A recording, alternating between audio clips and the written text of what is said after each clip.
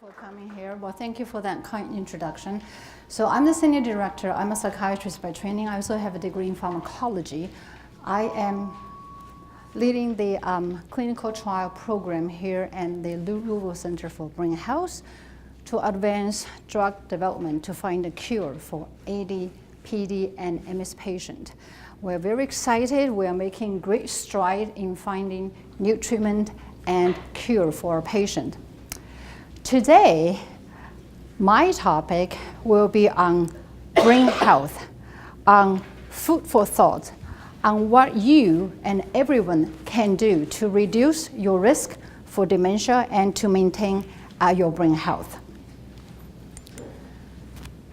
So our brain is one of the most vital organs of our body. Although it only weighs about 3 pounds, but it does marvelous things for us. It creates memory, it drives our emotion, it controls our behavior. It's really one of the most fantastic supercomputers that you can ever imagine. So our brain works 24/7. Our brain never sleeps. It's vitally important for all of us to truly take care of our brain. Just like our bodies, our brain also age. As we get older, so our stature is not the only thing that shrinks. Our brains do the same. So you can tell here that this is a younger gentleman and this is an older gentleman. As we get older, we get shorter, our skin starts to sag, so do our brains. So our brain slows down in terms of the speed, and it's becoming a little harder to learn new things, to remember names, to remember different things. And our brain become a bit more vulnerable to disorders such as Alzheimer's and cancers and stroke. And then we are starting to experience more of those senior moments. Don't we all sometimes, right? You walk into a room, you say, I remember that person, but I just cannot come up with the name really at my fingertip. So I think that is part of the aging, but that doesn't mean that we are suffering from Alzheimer's. Speaking of aging, we know that we are, not only just the United States, but the world in general are marching into the aging society. As of last year, in January, we are entering into truly the aging society. In January last year, that every day there are 10,000 people in this country turning 65 every day. And this will continue for the next 19 years. So as of last year, there are over 42 million people in the United States are over age 65. In another 20-some years to come, about 25% of the population in the whole United States will be over age 65. This graph showed you the projection of the aging population, or the growth of the aging population from 2010 to 2050. You might be able to see here that particularly in the segment of age 85 and older, there will be substantial growth of people in the next 40 years to come. So we are having more older people, more requirement in our society as to how, not only that we're going to be exercising our body, but how we can exercise our brain so that we will have our lifespan to match our brain spans. Here is just some examples showing you that by 2050, there will be about 14 million people in the United States who will be suffering from Alzheimer's. And the cost of Alzheimer's is more expensive than the cost of cancer or the heart disease. So by 2030, then the total cost of Alzheimer's globally is going to be over $1 trillion. So we really cannot afford not to tackle the Alzheimer's, not to tackle the dementia. That's exactly what we are doing here. We are doing many, many clinical trials to looking for a way how we can treat the disease, how we can diagnose the disease, and how we can actually prevent the disease from happening. So here is some examples of our Alzheimer's clinical trials currently being conducted at the LouRuvo Center for Brain Health. We are addressing various stages of Alzheimer's, from the most severe stage to the mild to moderate stage of Alzheimer's. And we are very excited about 2 brand new clinical trials currently we are doing. We are treating people who have no cognitive impairment. We are treating people who have no memory problem. So those are what we call the prevention study. So I have my team here, and that they are working diligently to recruit people who are what we consider at a high risk of developing Alzheimer's, yet they have no symptoms.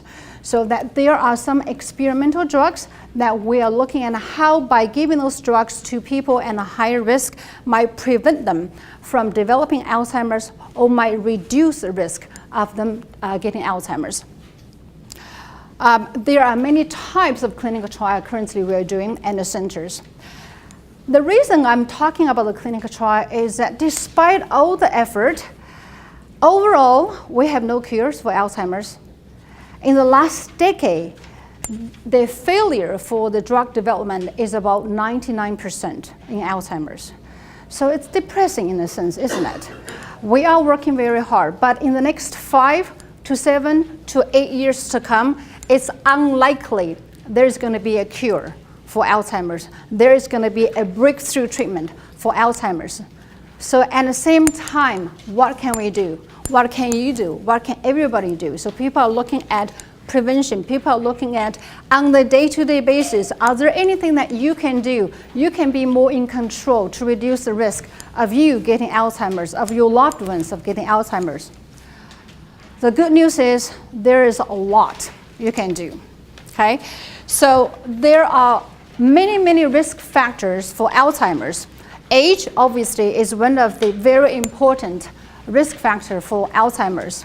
Family histories, gender, and genes.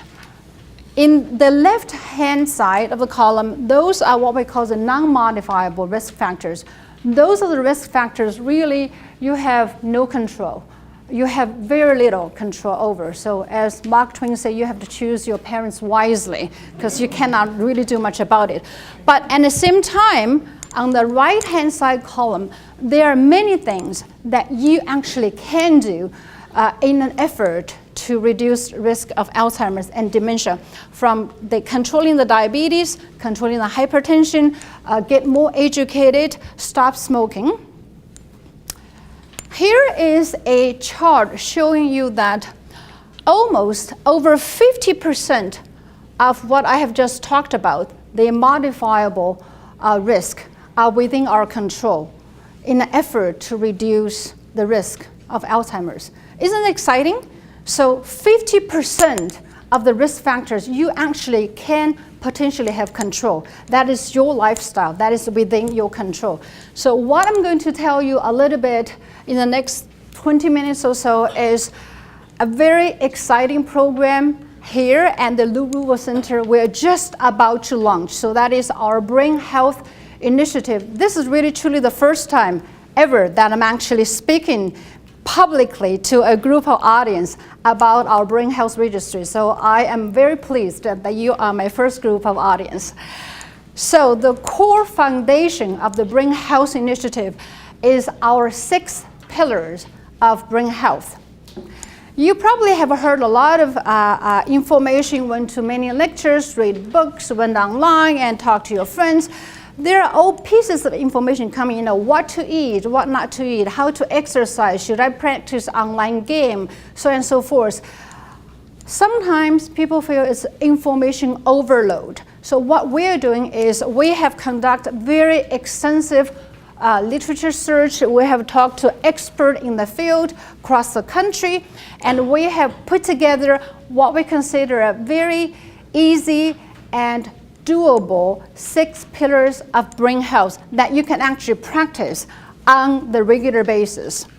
So the 6 pillars consist of physical exercise, brain fitness, food and nutrition, social interaction, sleep, relax, and controlling other medical risk factors. First pillar is physical exercise. Get moving, that's what I tell people. There are ample scientific evidence showing that get moving, get active physically can significantly reduce the risk of dementia and Alzheimer's. By getting physically active, you can actually increase the blood flow, not just to your heart, but to your brain as well. It improves the memory. It also would enhance the overall learning processes.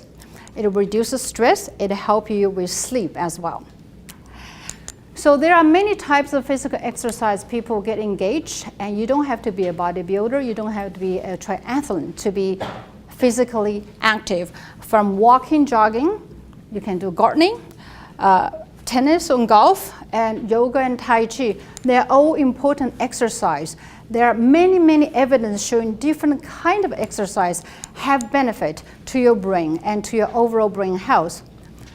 The goal of the physical exercise is that we would love to have you to improve your endurance, to strengthen your overall muscle as well as your bone, to push the limit, to be flexible, and balance is another very important element that a lot of people tend to ignore.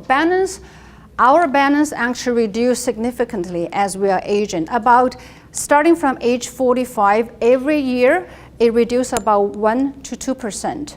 So that, lack of balance is a high risk of fall, which is a high risk of fracture, and you know what happened after that. So balance is very important. So what we have advised our people is that you can walk backwards, you can walk sideways, and you can stand on one toe, and that's a very important, very simple that you can do on the day-to-day basis.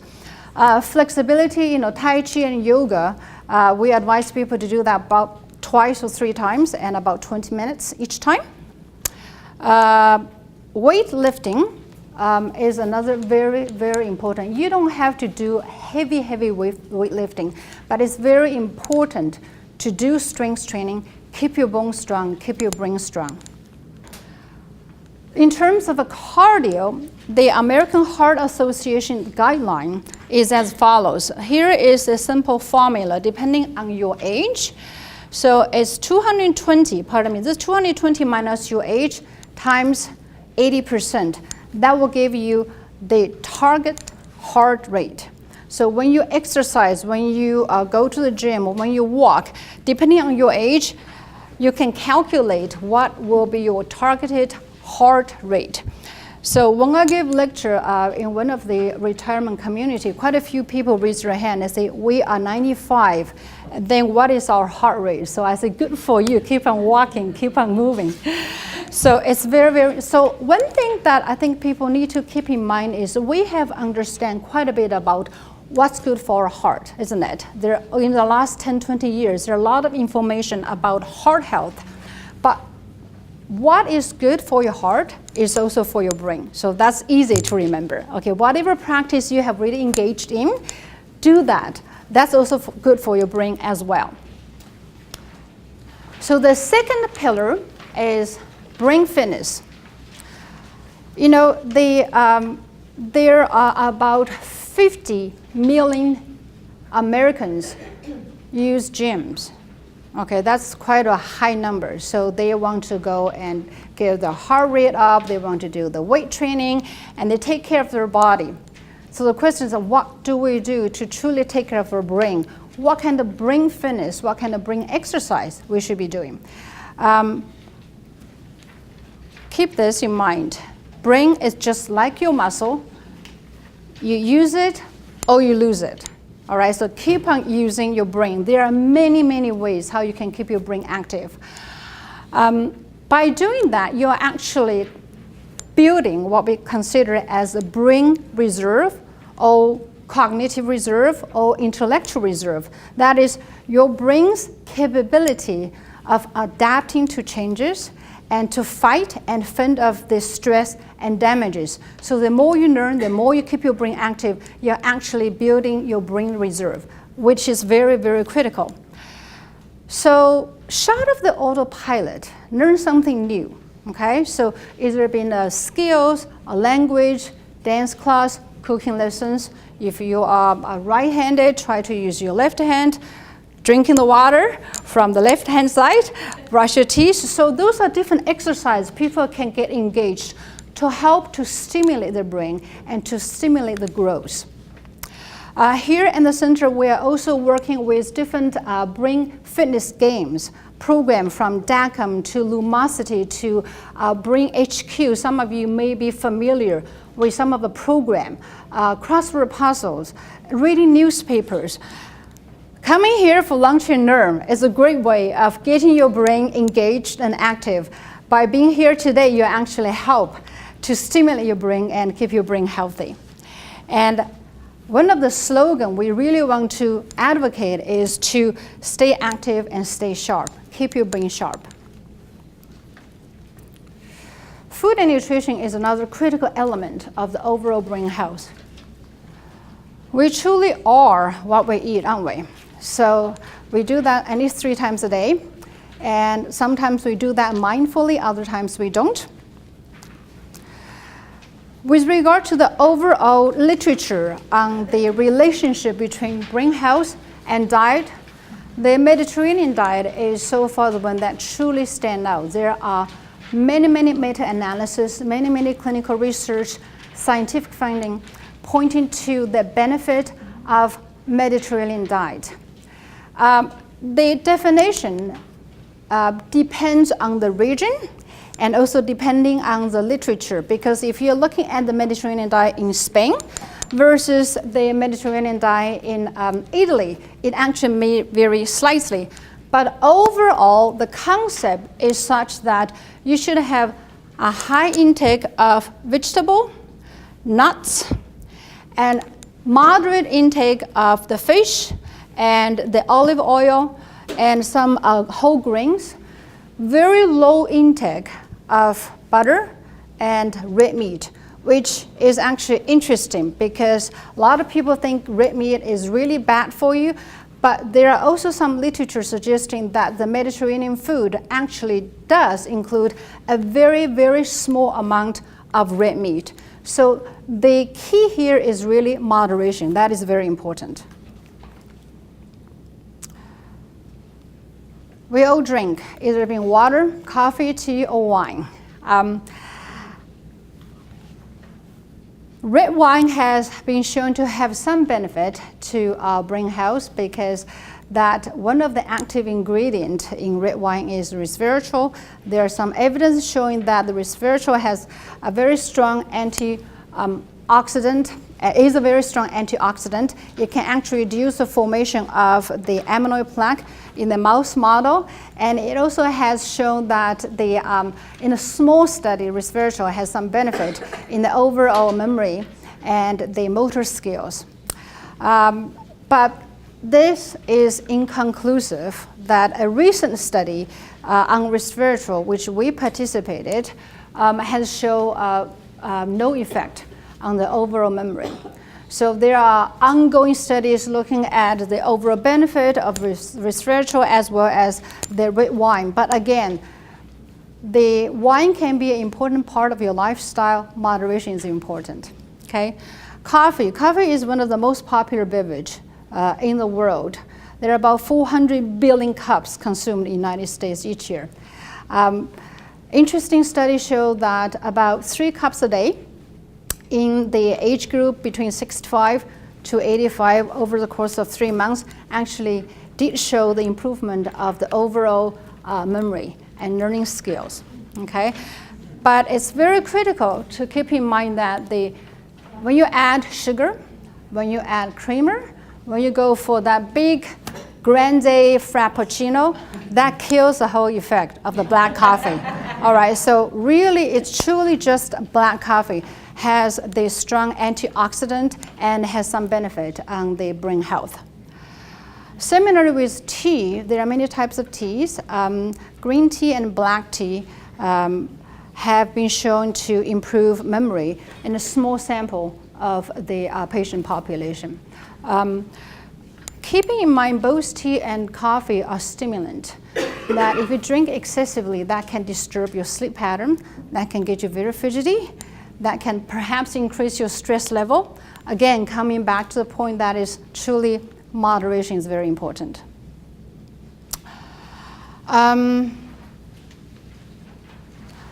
Let food be the medicine. So this is something we eat every day.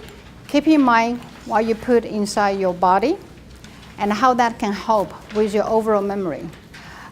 We are currently conducting some internal research. I would like to get your help. One of which is we are in the process of creating the Cleveland Clinic LouRuvo Center for Brain Health, healthy brain food from A to Z. Okay, so literally from the apple to start, to berries, to a variety of food down to letter Z. I actually have a printout that Susan is going to hand out after that. I would love you to fill out in that each letter what you think will be the brain healthy food.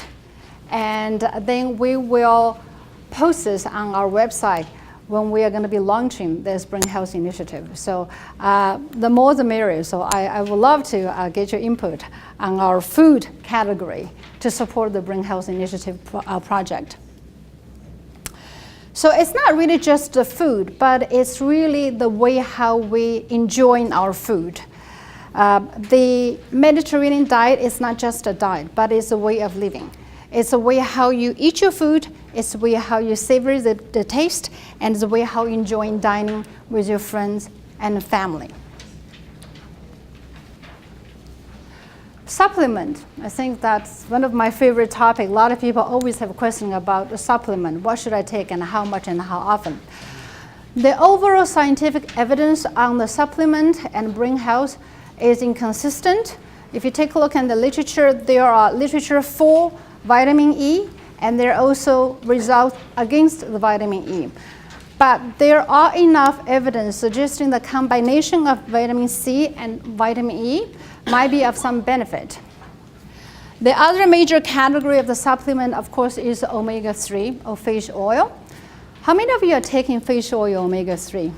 Few, okay? For those of you who do take that, you know there are many, many different varieties out there. And it can be somewhat confusing in terms of the information for the consumers. So it is important to read the labels of your supplement. So omega-3 is an essential fatty acid our body do not produce, so we need to take that either from the food or from the supplement. Fish is a very important source of omega-3, and then particularly salmon and tuna. If you are not a fish eater, then supplement will come in. If you love fish, the recommendation is approximately 10 to 12 ounces per week. So that's about 3 times a week for the fish. And if you do that, you actually do not need to take the supplement of the fish oil omega-3 because that's plenty. About 3 ounces of the salmon will give you about 1 gram of the omega-3. However, if you don't, then you need to supplement. So the omega-3 has 3 forms. That is DHA, which you probably have heard about, and also it has EPA.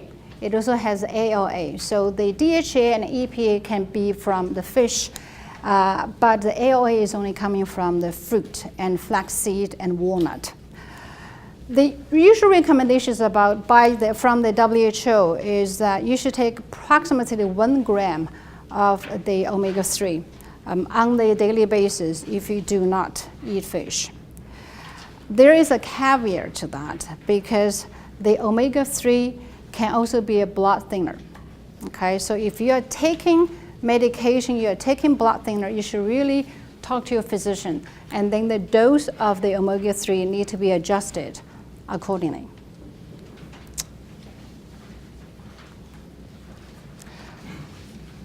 You always hear news, you know, omega-3.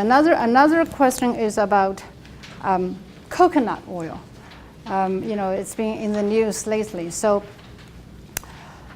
Coconut oil is a MTC, it's mid-chain triglyceride, MTC. So that is a substance that can convert to the ketones. In the patient of Alzheimer's, the way how their body metabolize the glucose, the sugar, has been impaired. So that the supply of the sugar to their brain is being impaired. So the MTC is an alternative energy source to their brain and to their body. There is very little large-scale clinical study or trial looking specifically at the coconut oil per se. So there have been a lot of anecdotal studies. But interestingly, there is a type of medical food that's sharing the same kind of chemical structure. It does belong to the mid-chain triglyceride category, and that is currently available in your doctor's office, however, requires a prescription. I have a sample here.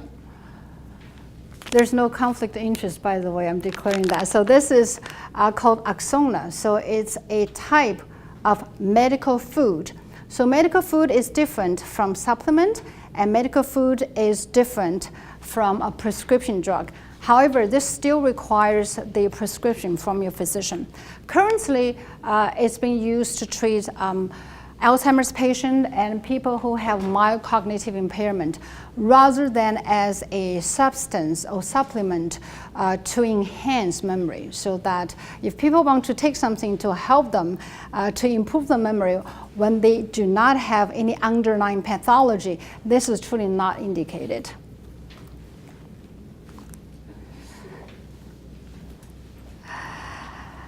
The staying active, staying connected with your family, with your friends in the community, again, is a very important element of the brain health. So that's our fourth pillar. It provides support, it reduces stress. A study by Harvard University examined about 2,200 volunteers, follow them longitudinally for about 4 years. Those who have been actively engaged in their community, either being church, some other activities, have shown that the overall progression of their memory impairment is much, much slower compared to those who were not participated in the social engagement and social activity. Pet is also very important. So treasure your loved one, including not just your family, not just your children and your family members, but as well as pets. So many of you may have known that this is Jordan. This is our Cleveland Clinic pet. And I think Jordan actually is here today. So every Wednesday, Jordan is here. You know, Jordan, we call Jordan our therapist. You know, Jordan greets our patient. Jordan is the icebreaker. Jordan just brings smile to our patient, to our family members. And I think that pets do that to you. There are many, many studies looking at the benefit of pets on your overall mental health, on your overall heart health, as well as the brain health. There is actually a very good brain health guide that as part of the reference. Susan, you may want to share that with the audience after the meeting, so that it actually listed a lot of important tips what you can actually get engaged on a day-to-day basis to help with the brain health and the overall practice. So this is actually my dog, and his name is Teddy. And Teddy and I were in my office looking at how we can create the brain health 6 pillars. So he is my companion along the way. The 5th pillar of the brain health is what I call really the R&R.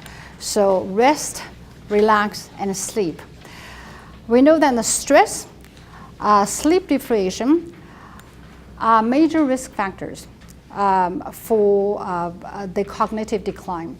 Let's just think about when you have jet lag, when you are sleep deprived. We know that your mind don't function that well, right? So you really need to have adequate hour of sleep.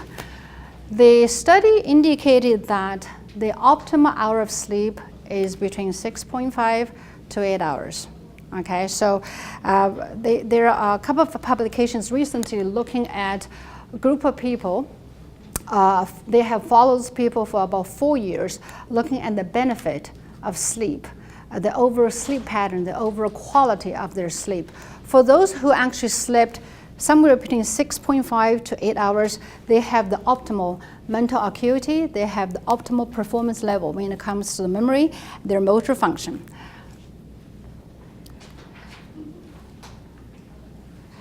It's a little easier just to say than being done, isn't it, to get a good night's sleep, particularly as we are getting older. But here are some interesting tips about how you can get engaged in a routine in order to facilitate the overall process to get a good night's sleep.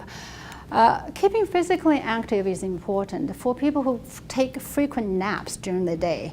As you can imagine, that the overall sleep during the night will be impaired.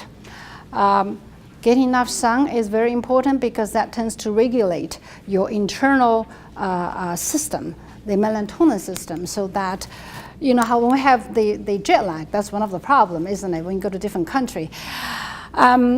Keeping the weight down, the sleep apnea is another major deterring factor for people to get a good night's sleep. Keep it private, and a lot of people watch television, a lot of people go on their iPad, a lot of people look at their iPhone before they go to sleep. There are some studies now suggesting, very interesting, because of the blue light emitted from the electronic devices actually interfere with your internal body system, so that although you should go to sleep by 10 o'clock, 11 o'clock, but the light is still bright in front of your face, that interferes with your sleep. So the recommendation is you can read a book, you can read newspaper. It's actually much better for you than reading off an iPad. But again, it's a very early on the study, but keeping that in mind, that might be something that you might consider not to do before you go to bed. There are some other risk factors which can significantly increase the chance of getting Alzheimer's and dementia. Hypertension, high cholesterol, head injury, obesity, depression, and smoking are some of the major risk factors which are very well documented. For people who have diabetes, there are studies showing that those who are having diabetes, who are not well controlled, they have as high as 4 times a risk of developing Alzheimer's down the road compared to those who do not have diabetes. So that brings up to another issue, that is the sugar consumption and obesity. Getting your weight under control is not just good for your body, but for your brain as well. Head injury, so wearing a helmet is important. You know, people who suffer from head injury either intentionally, that is in the case of the boxing game, or unintentionally, the football players and a motor vehicle accident. Longitudinal scientific study have shown that there is a clear association between the head injury and their memory impairment. So it's very important to protect your head. So I have talked about the 6 pillars, and to help people to remember that easily, here's something we came up. That is, for the physical exercise, we call that get moving and get going. So get off the couch. To keep your brain sharp, get engaged with various kind of activity to build up your brain reserve, and eat smart, and you will think better. Stay connected with your family, your friends, your pets, and rest well, get a good night's sleep. And finally, to do what you can to get your medical condition under control to reduce the risk of getting a dementia. So we're really marching into an aging society. You know, years back, 10 years back, it used to be about 30-something young couple with children in the suburban area. But now, it's about 60-something 70-something and more. You see all the celebrities, they're frequently appear in the ad. So as we call that, silver is bold. Silver is everywhere. So those who actually understand and prepare a world that's aging will win the battle. So I hope that you all will come on board and fight the battle and stay engaged and engage into a brain healthy lifestyle. And really, to keep your brain sharp.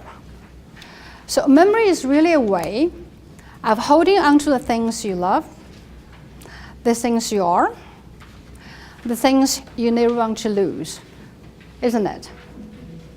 So by getting engaged in the brain healthy lifestyle, you're doing yourself a favor to keep your memory alive for yourself, for your children, and for many generations to come. So we have the Cleveland Clinic LouRuvo Center Brain Health Guide that I think Susan will distribute to each and every single one of you. And I'm happy to announce that we are working diligently. In January next year, we will be launching a very interactive website. It's the Cleveland Clinic, the Brain Health Initiative website, in which that we will be providing you some of the information that I have briefly touched upon today. But more importantly, we want to get everyone engaged and involved. One of the cool programs is that it's very much of a customized program. So we will deliver a series of questions. You will answer based on that. We will be able to calculate what we call the Brain Health Index Score, the BHI. Many of you probably have heard of BMI, right? So nobody has heard about BHI. So this is something we are currently developing. It's going to be a Cleveland Clinic LouRuvo Center proprietary information. You will have a score, and then that is the composite score of your lifestyle, of you as an individual. And then we will be providing what we call a customized recommendation based on your response to the questions. Then we'll be helping you to get engaged in exercise and to eat smart, eat better. And then you can actually track how you're doing online. And then the goal is that you can actually improve your brain health index. Isn't that cool?